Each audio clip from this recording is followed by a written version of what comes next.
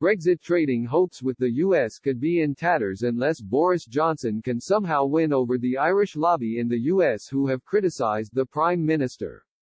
The Brexit negotiations were marred by legal rows earlier this year when the UK government attempted to override the withdrawal agreement.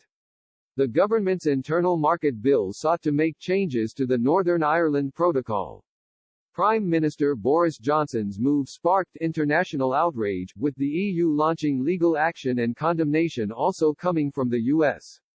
President-elect Joe Biden, who was then in the middle of an election campaign, stepped in to warn Mr. Johnson that the Good Friday Agreement must not become a casualty of Brexit.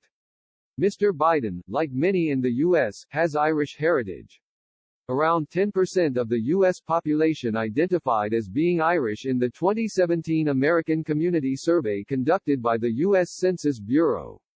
And this is reflected by the many American Irish politicians in Washington who have threatened to block a UK-US trade deal over the border issue in Ireland.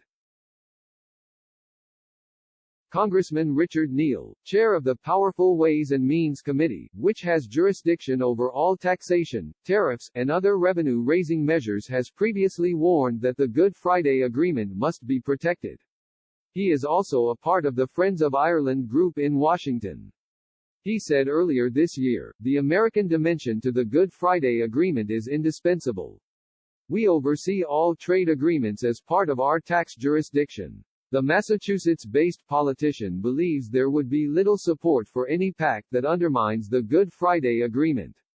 He added, "I would have little enthusiasm for entertaining a bilateral trade agreement with the UK, if they were to jeopardize the agreement."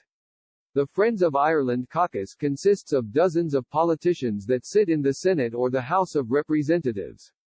Last year, it reaffirmed its support for the Good Friday Agreement with a resolution urging that the accord be adhered to.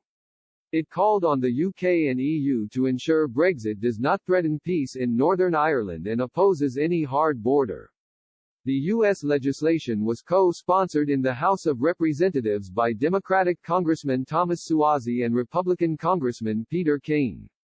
Mr. Suozzi said, "The United States played an important role in the signing of the Good Friday Agreement, a momentous achievement that has been largely responsible for the relative peace over the last 2 decades."